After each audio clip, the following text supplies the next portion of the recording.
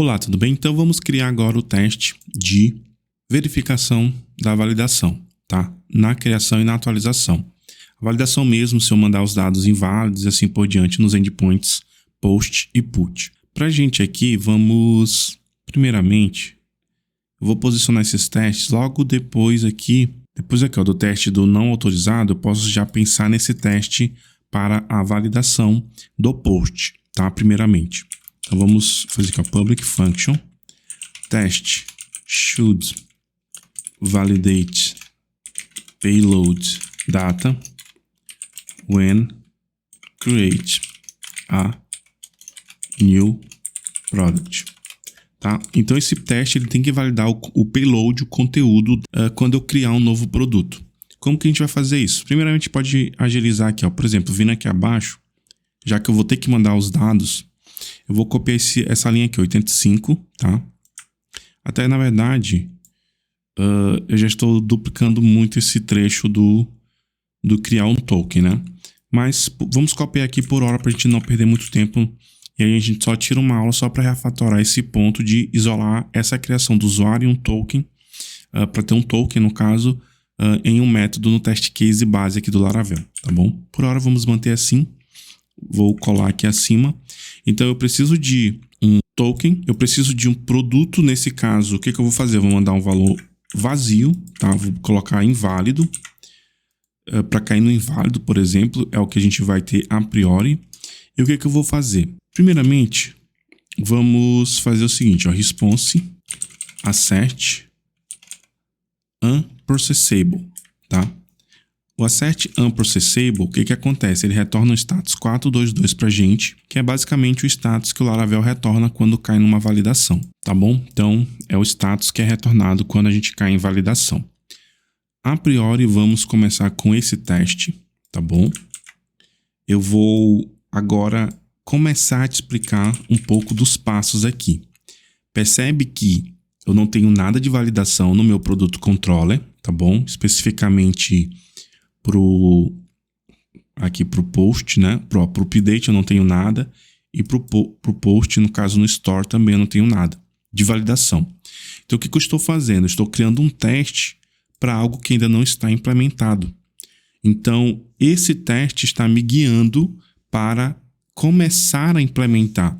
Então eu estou pensando na interface aqui nesse momento para poder ir e fazer a implementação e começar esse ciclo que a gente tem no TDD, tá? Então só pegando o acrônimo TDD, é Test Driven Development, traduzindo é desenvolvimento guiado por teste. Então você pensa primeiro na interface de utilização de uma feature aqui pra gente, ou de um objeto para você em um teste de unidade, e dados casos de teste para essa interface, para aquela pequena parte, ou para a feature aqui, que no nosso caso, nesse momento aqui é o post, e eu estou testando a validação, eu penso primeiro como vai funcionar. Depois eu crio a implementação para que esse teste passe, tá?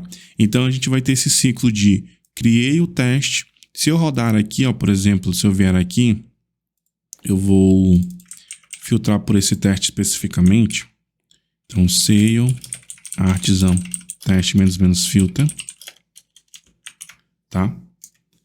A gente vai ter um erro, claro, evidentemente. Eu nem vou ler nada aqui desse erro, porque a gente sabe que, por eu não ter validação, já vem um erro da base. E do que eu estou cobrindo com uma session, eu nem tive o sucesso. Falhou também, tá? Porque aqui a gente teve um erro 500 e não 422, que é o que eu espero. Então o ciclo do TDD ele vai seguir essa linha. Eu crio o teste, rodo, isso vai falhar, porque eu criei um teste sem ter uma implementação.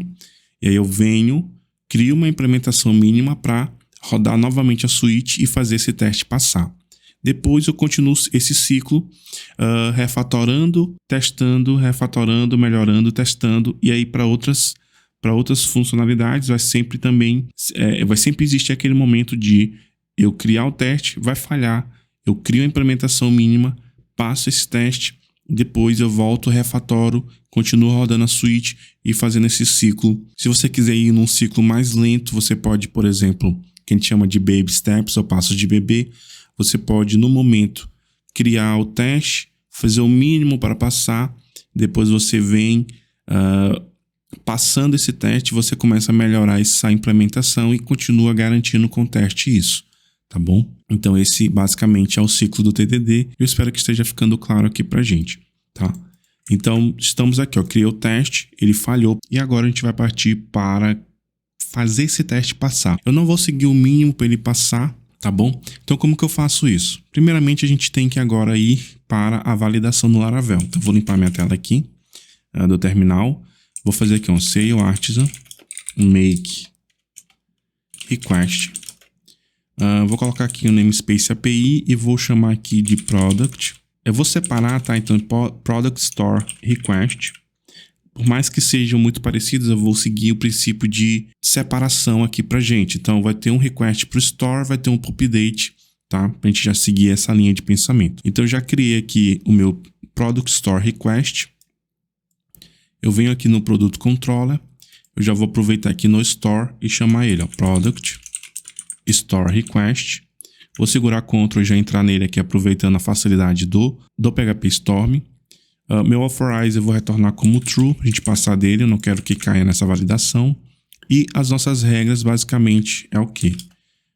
O name do produto, ele vai ser required, tá? E o price, ele também vai ser required, tá bom?